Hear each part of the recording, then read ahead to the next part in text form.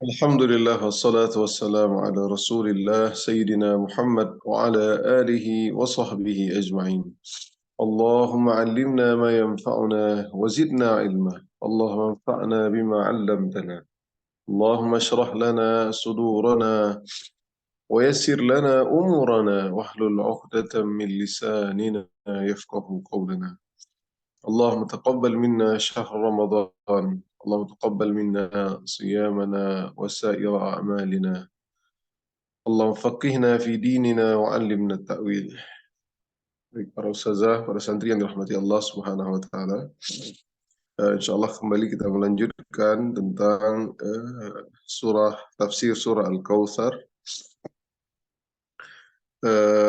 Kita sampaikan bahwasanya kemarin kita sudah sampaikan bagaimana Al-Kautsar, ya, itu tentang telaga Nabi Sallallahu Alaihi Wasallam.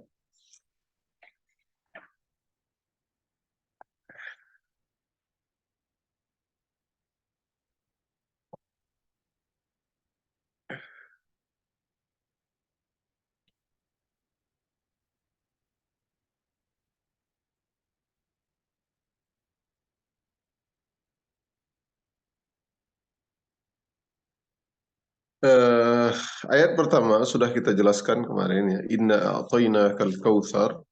Bahwasanya ada tiga pendapat tentang Al-Kautsar ini, ya. Ada dua pendapat, ya, tentu. Dan tiga pendapat itu Al-Kautsar bermakna kebaikan yang banyak, ya. Kemudian pendapat kedua yaitu sungai yang khusus dan istimewa di surga, ya. Itu dia Al-Kautsar.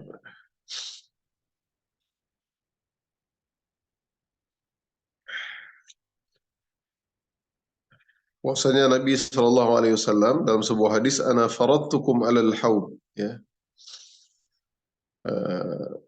Itu aku mendahului kalian di al-haud. Jadi Nabi Shallallahu Alaihi Wasallam sudah mendahului, sudah datang duluan, ya, di haud, menunggu umatnya Nabi Muhammad Shallallahu Alaihi Wasallam.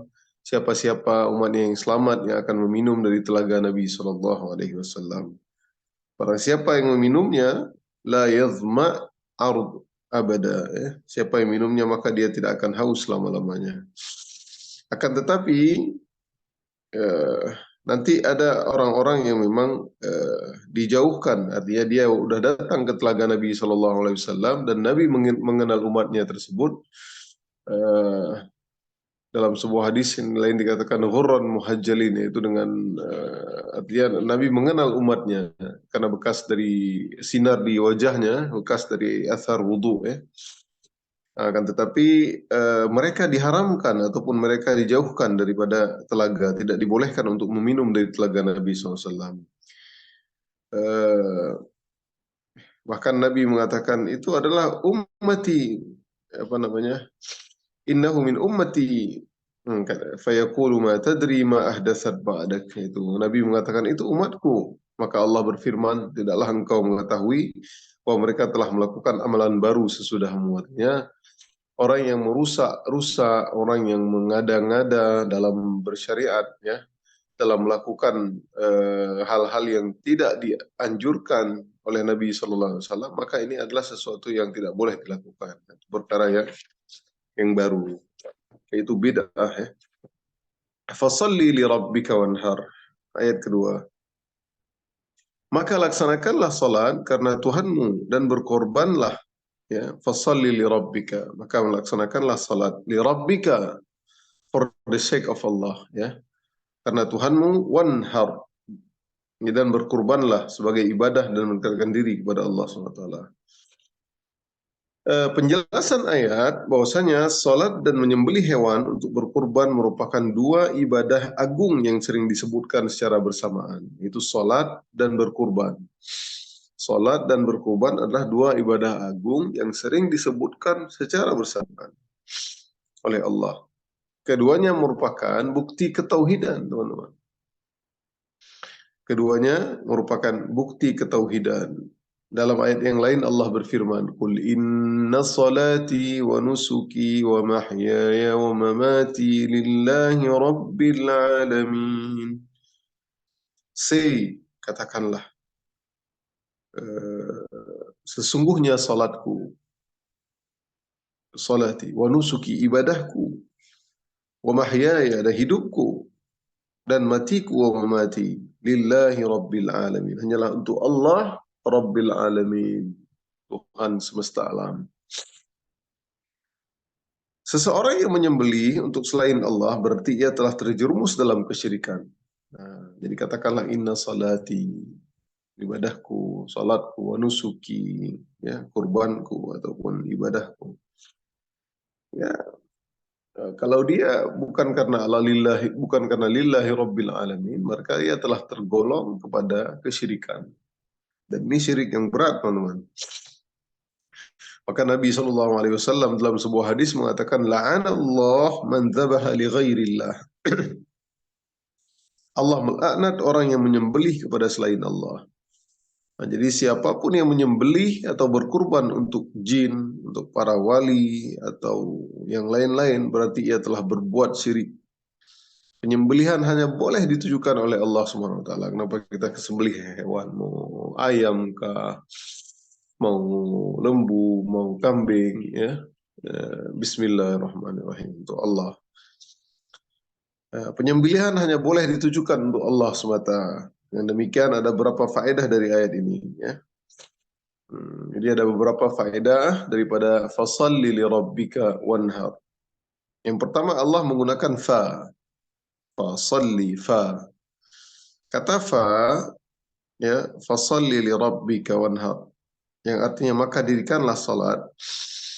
Seolah-olah hal ini menunjukkan bahwa Allah berkata, wahai Rasulullah, karena engkau telah diberikan Al-Kautsar, maka salatlah dan sembelihlah. Karena engkau telah diberikan telaga Al-Kautsar, wahai Nabi SAW, inna a'tainaka al-Kautsar. Ini ayat khususnya untuk Nabi SAW, ya. Karena engkau Nabi SAW telah dimuliakan menjadi Rasul yang mulia, yang diberikan telaga Al-Kautsar, ya, kepada Nabi SAW, spesial, ya, dan murian dari Allah SWT. Jadi maka salatlah dan sembelihlah. Hal ini menunjukkan bahwa kedua ibadah tersebut, salat, menyembelih atau berkurban, merupakan bukti terbesar adanya rasa syukur kepada Allah. Ya, bukti syukur, ya, salat, performing, ya, salah, bukti syukur, berkurban juga begitu. Salat adalah ibadah fisik yang termulia, sementara menyembelih merupakan ibadah harta termulia. Salat adalah ibadah fisik yang termulia, sedangkan berkurban adalah ibadah harta yang termulia. Nabi selalu menjalankan perintah ini sehingga beliau banyak sekali melakukan salat dan menyembelih atau berkurban. Nah, dua kind of ibadah ini, dua jenis ibadah ini banyak sekali dilakukan oleh Nabi SAW. Bahkan ketika haji wada, itu haji terakhir Nabi SAW, ya, Nabi menyembelih 100 ekor unta, dan 63 ekor unta tersebut disembelih langsung dengan tangan beliau yang mulia. Ya.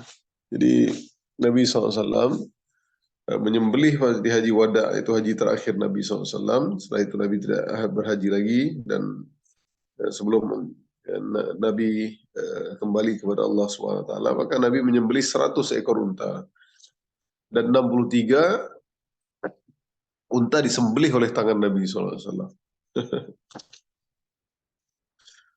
Waduh, ngeri, teman-teman. Capek, ya. Satu aja unta capek kita sembelih, ya.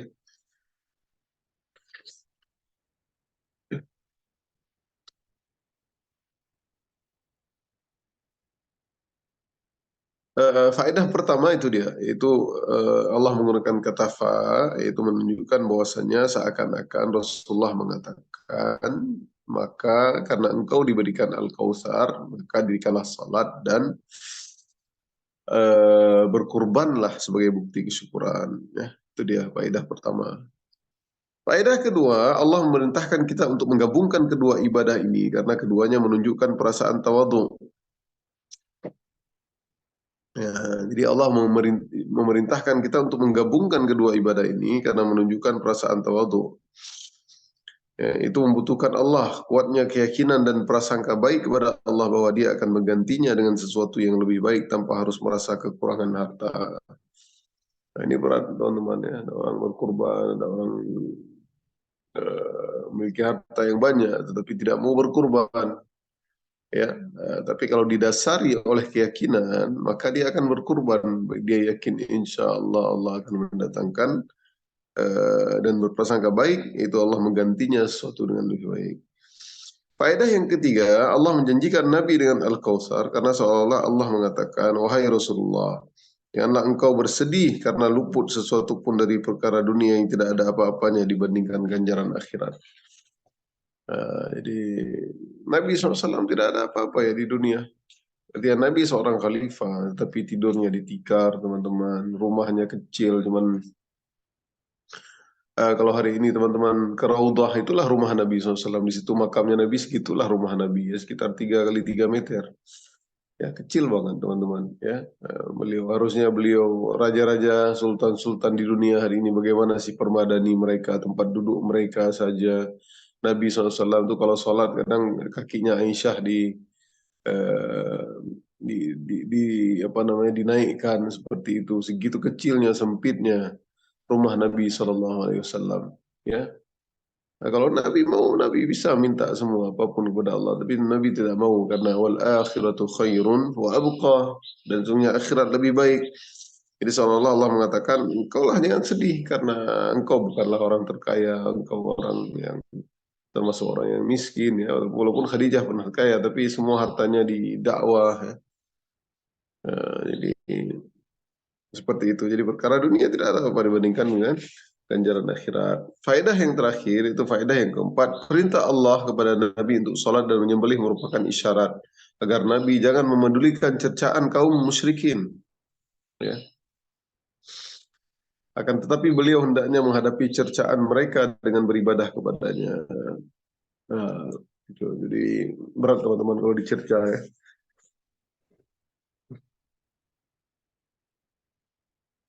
Dihina, apalagi dikatakan penyihir ya.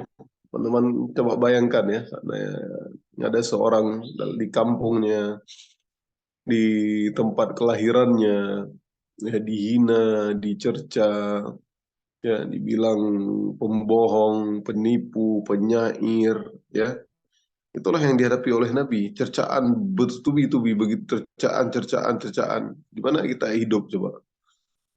Ya, ya, mungkin ada orang yang kalau dihina terus-menerus ataupun bisa dia bunuh diri seperti itu. Ya, Nabi pun seperti itu agak sempit ya. Ya, dalam surah Al-Hijr ayat 97-99. Walau qad na'lamu annaka yadhiqu sadruka bima yaqulun. Dan kami sungguh-sungguh mengetahui annaka yadhiqu sadruk, bahwa dadamu menjadi sempit disebabkan apa yang mereka ucapkan. Fasabbih bihamdi rabbika wa kum minas sajidin. Maka bertasbihlah dengan memuji Tuhanmu. Wa kum minas sajidin, dan jadilah kamu di antara orang-orang yang sujud, yaitu salat. Wa'bud rabbaka hatta ya'tiyakal yaqin, dan sembahlah Tuhanmu sampai datang kepadamu yaitu ajal. Itu teman-teman ya. Jadi cercaan itu buat kita sempit, dada kita sempit teman-teman, dihina. Karena hari ini apapun kita terlalu memikirkan apa yang manusia katakan. Ya, mau kita miskin dihina, kita kaya dibilang sombong, kita baik dibilang ini, semua nggak ada yang di mata manusia ini, teman-teman. Apalagi kalau kita dihina-hina terus ya, seperti Nabi SAW dihina penyair, penyihir, pendusta, tukang sihir. Baik, ayat yang terakhir, ayat ketiga. Inna syani'aka huwal abtar. Sungguh orang-orang yang bencimu, inna syani'aka huwal abtar. Dialah yang terputus dari rahmat Allah. Inna syani'aka huwal abtar. Sebagian ulama menjadikan ayat ini sebagai dalil surah Al-Kautsar merupakan surah Makkiyah. Nah, dalam suatu riwayat ketika Ibrahim, anak laki-laki Rasulullah SAW wafat, kaum Quraisy berkata, sekarang Muhammad menjadi abtar, terputus keturunannya. Nah, jadi eh, tentu kita tahu ya dalam Islam keturunan itu dari laki-laki. Maksudnya nasab ya, nasab dari laki-laki teman-teman. Jadi nasab dalam Islam itu dari si bapak. Ya, misalkan anak teman-teman menikah dengan siapa, misalkan suami teman-teman namanya Muhammad. Ya. Jadi anak dari teman-teman nanti, anak dari santri-santri namanya siapa misalkan, mau dia laki-laki ataupun perempuan bin Muhammad. Nggak disenasabkan kepada bin siapa namanya, bin bin siapa nama santri, nggak dinasabkan kepada bin Eryani misalkan, ataupun binti Deva, nggak dinasabkan seperti itu ya. Jadi dinasabkan kepada bapak ya. Nah, seperti itu ya. Boleh nggak Ustaz menasabkan kepada ibu? Nggak pernah ada dalam Islam seperti itu ya. Jadi eh, jadi ketika Nabi SAW kita tahu anak terakhir Nabi dari Maria Kiptiyah bernama Ibrahim ya, laki-laki, karena kita tahu eh, Abul Qasim, Qasim udah meninggal waktu kecil, kemudian Abdullah meninggal, tinggallah anak Nabi perempuan. Pertama Qasim, Abdullah, apa lagi? Ibrahim, Zainab, Ruqayyah, Ummu Kalsum, Fatimah, ya kalau di lagu. Nah, jadi apa namanya itu, mereka mengatakan menghina Nabi SAW bahwasanya wah udah habis nih anak laki-laki, udah habis semua, abtar, Muhammad itu udah abtar, udah terputus keturunannya, dicela. Bahwa Allah membalasnya inna syani'aka huwal abtar, yang mencelamu dialah yang terputus dari rahmat Allah. Bukti bahwa Nabi SAW tidak akan terputus adalah nama beliau yang indah tetap abadi sampai sekarang karena semua orang selalu menyebut namanya. Sementara itu nama para pencela Nabi Muhammad justru hilang dalam sejarah dan dilupakan orang. Dengan demikian surah ini merupakan bentuk pemuliaan Allah kepada Nabi Muhammad SAW. Ya, Nabi manusia, bahkan Michael Hart siapa namanya yang membuat, bukan orang Muslim ya, 100 orang paling berpengaruh di dunia. Nomor satu Nabi Muhammad SAW. Itu kan orang Islam yang buat. The most 100 the most influential people in the world. Yang pertama itu Nabi Muhammad SAW. Ya, bagaimana orang mengikuti ajarannya ya. Baik, kita masuk kepada surah yang baru, surah Al-Kafirun, yaitu orang-orang kafir. Seperti biasa kita baca dulu ayatnya, kemudian kita lanjutkan. أعوذ بالله من الشيطان الرجيم بسم الله الرحمن الرحيم قل يا أيها الكافرون لا أعبد ما تعبدون ولا أنتم عابدون ما أعبد ولا أنا عابد ما عبدتم ولا أنتم عابدون ما أعبد لكم دينكم ولي دين. Tafsir surah Al-Kafirun. Surah Al-Kafirun merupakan surah ke-109. Kita tinggal 5 surah lagi teman-teman. Ya, tinggal 5 surah lagi. Di awal puasa mungkin kita selesai ini. Surah yang ke-109 terdiri dari 6 ayat. Al-Kafirun ini sering dibaca ya. Surah Al-Kafirun ketika sholat fajar ya. Orang-orang sholat witir ya. artinya adalah orang-orang kafir. Surah Al-Kafirun termasuk surah Makkiyah. Ya, surat nomor 19, terdiri 6 ayat, artinya adalah orang-orang kafir dan dia termasuk surah Makkiyah. Yaitu surah yang diturunkan Nabi kepada Nabi SAW sebelum Nabi hijrah ke kota Madinah. Kandungan surah Al-Kafirun, surah ini juga sering disebut dengan surah Qul ya ayyuhal kafirun. Nah, jadi Al-Kafirun juga sering disebutkan dengan surah Qul ya ayyuhal kafirun. Surah ini juga disebut sebagai surah Al-Ikhlas, seperti nama surah Al-Ikhlas yang diawali dengan Qul huwallahu ahad. Surah ini juga disebut dengan surah Al-Ikhlas, teman-teman, seperti surah Al-Ikhlas yang diawali dengan Qul huwallahu ahad. Kedua surah ini sama-sama menjelaskan bara'ah minasyirik, yaitu melepaskan diri dari kesyirikan. Ya, jadi surah Al-Kafirun juga dinamakan dengan surah Al-Ikhlas. Surah Al-Kafirun membahas cara melepaskan diri dari kesyirikan secara amalan. Sementara surah Al-Ikhlas membahas cara melepaskan diri dari kesyirikan dalam segi ilmu atau tauhid. Allah itu Maha Esa. Jadi ada korelasi antara surah Al-Ikhlas. Bahkan surah Al-Kafirun juga dinamakan surah Al-Ikhlas juga. Karena sama-sama melepaskan diri daripada kesyirikan. Kalau surat Al-Kafirun melepaskan diri secara amalan dari kesyirikan, Al-Ikhlas yaitu melepaskan diri dari kesyirikan dalam segi ilmu tauhid ataupun Allah Maha Esa. Kalau kafirun dalam bentuk amalan, kalau ini dalam bentuk Allah itu satu, Allah Maha Esa dalam tauhid. Ya. Keutamaan surah Al-Kafirun. Apa sih keutamaan surah Al-Kafirun? Yaitu surah Al-Kafirun merupakan surah yang Nabi sering membaca kedua surah ini dalam salatnya. Sebagaimana disebutkan dalam beberapa hadis. Ya, ni'matis suratan yaqra'u bihima fi rak'atain qabla al-fajr qul huwallahu ahad wa qul ya ayyuhal kafirun. Yaitu sebaik-baik surah yang dibaca ketika 2 rakaat qabliyah subuh, yaitu salat sunat fajar, ya, yaitu Al-Kafirun dan Qul huwallahu ahad. Itu pada rakaat pertama qul ya ayyuhal kafirun, rakaat kedua Qul huwallahu ahad. Abdullah bin Mas'ud juga mengatakan, "Ma uhsi ma sami'tu min Rasulillah sallallahu alaihi wasallam yaqra'u fi salat rak'atain ba'da al-maghrib wa fi rak'atain qabla salatil fajri bi qul ya ayyuhal kafirun wa qul huwallahu ahad."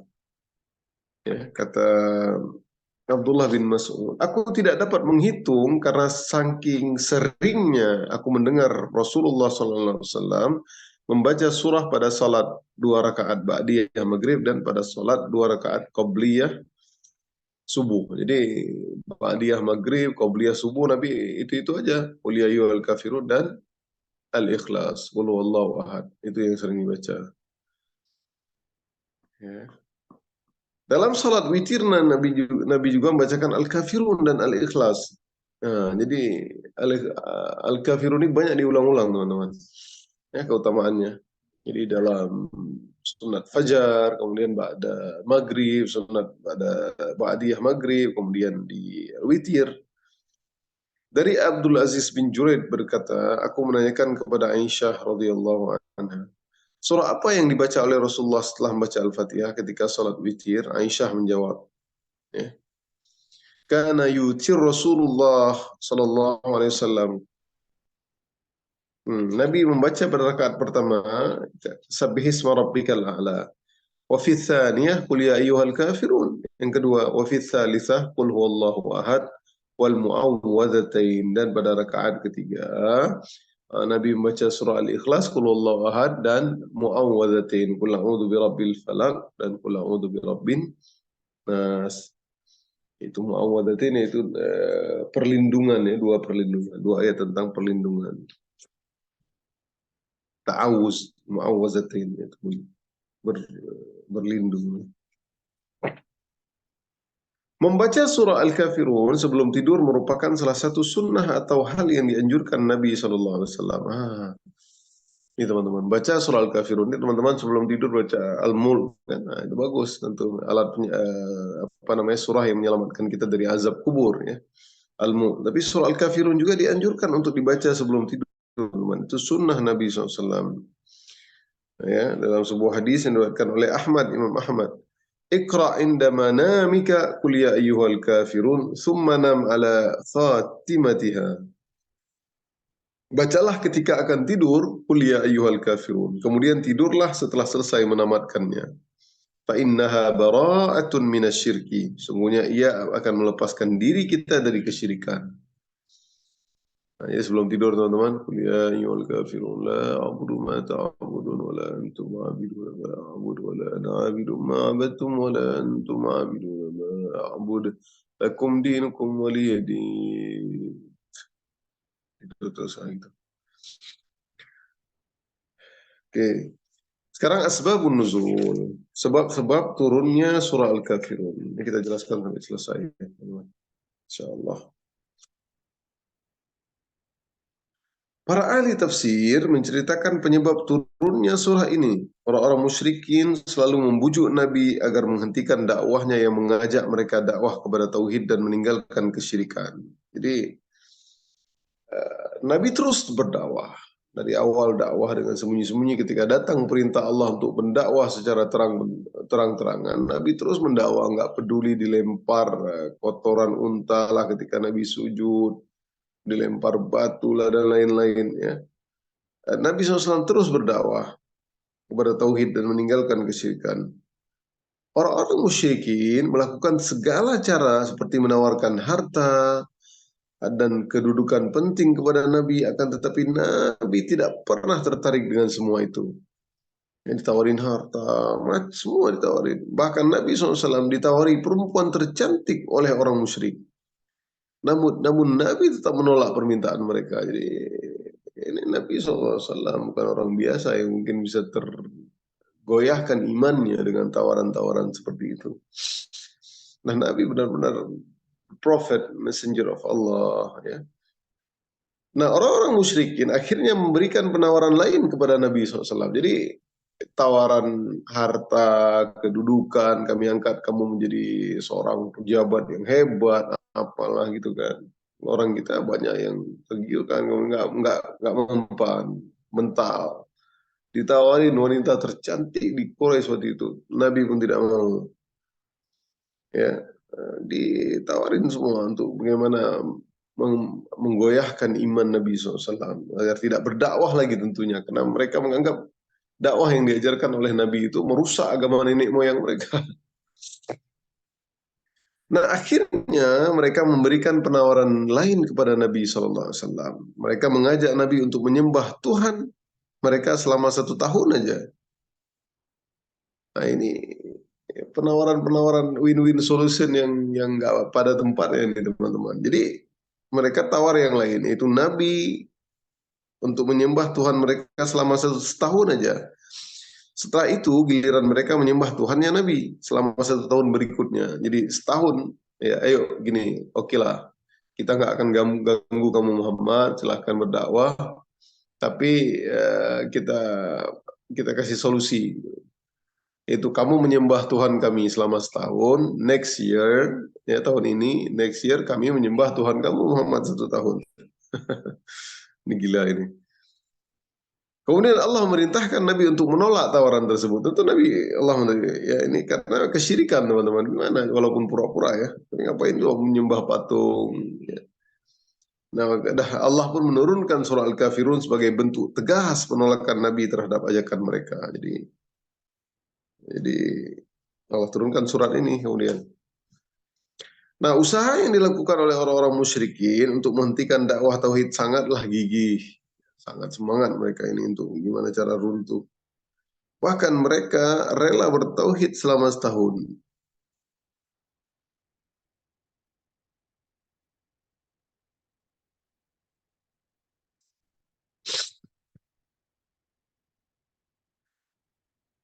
Eh, jadi turunlah ayat ini ya.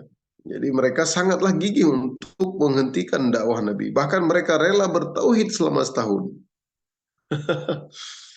Ya, rela dia mau menyembah Tuhan yang Muhammad. Enggak sama sekali. Tapi untuk gimana cara Nabi itu stop untuk berdakwah gitu.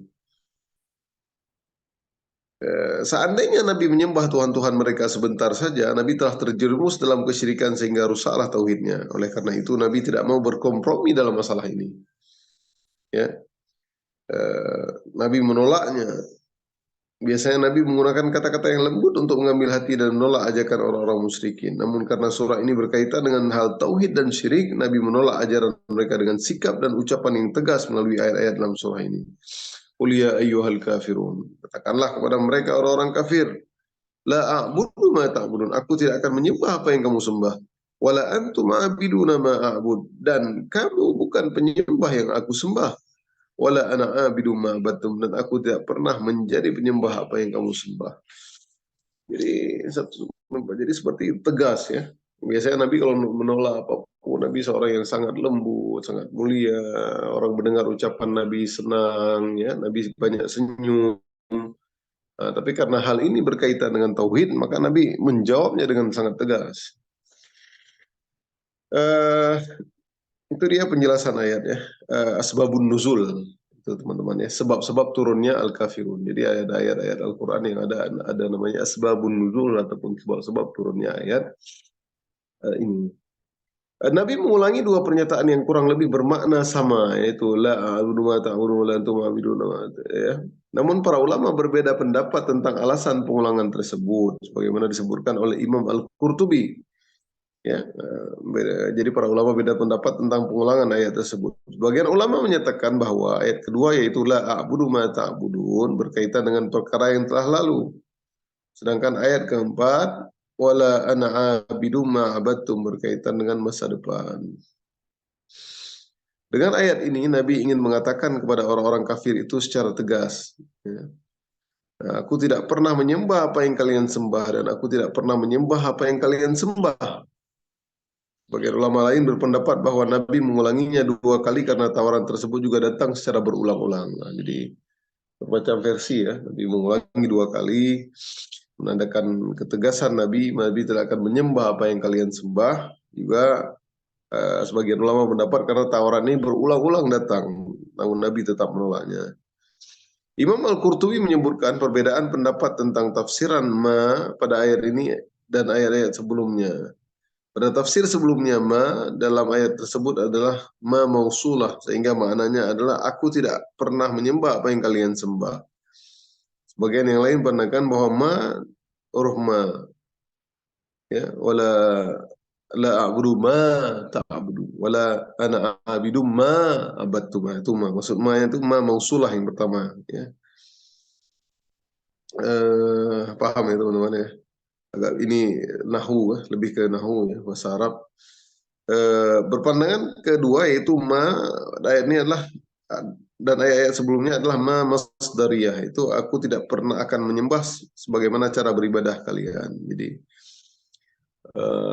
itu dua pendapat ya. Pendapat. Hal ini karena mereka beribadah dengan cara syirik meskipun mereka mengaku menyembah Allah, kan tapi cara beribadah mereka adalah salah karena menyembah selain Allah. Nah, itu dia.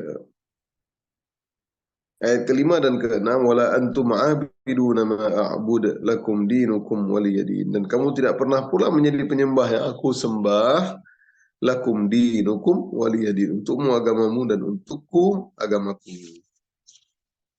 Ya, penjelasan ayat kelima keenam, ayat ini merupakan dalil bahwa agama tauhid dan kesyirikan tidak mungkin bergabung dan tidak mungkin pula hal itu disamakan. Nggak boleh.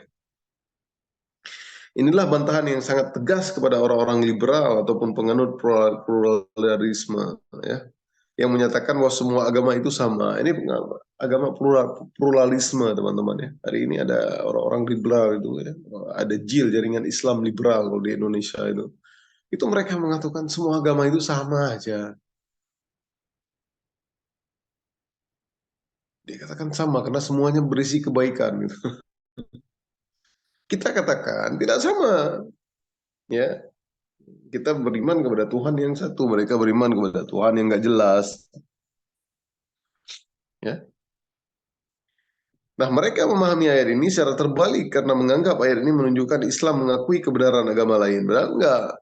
Ya, cuma itu bukti tegas penolakan. Kamu nggak akan sembah apa yang aku sembah, karena emang dia tawarin. Padahal seluruh ahli tafsir memahami bahwa ayat ini untuk untukmu agamamu dan untuk pula agamaku, sebagai ancaman. Nah, itu dia. Orang kafir tidak akan beriman karena adanya perbedaan jelas antara agama tauhid dengan agama kesyirikan. Ayat ini dapat dianggap sebagai pembenaran terhadap agama lain. Ya. Qul ya ayyuhal kafirun. Kafirun itu menunjukkan membenarkan mereka, orang-orang kafir nih teman-teman ya. Karena agama yang benar itu di sisi Allah adalah agama Islam. Inna dina indallahil Islam. Surah Al-Imran ayat 19. Sungguhnya agama yang diridhoi oleh Allah hanyalah Islam. Nah, dalam ayat yang lain, Al-Imran ayat 85. Wa man yabtaghi ghairal islami dinan falan yuqbala min. Ya, ini teman-teman dah hafal. Barang siapa yang mencari agama selain Islam, sekali tidak akan diterima.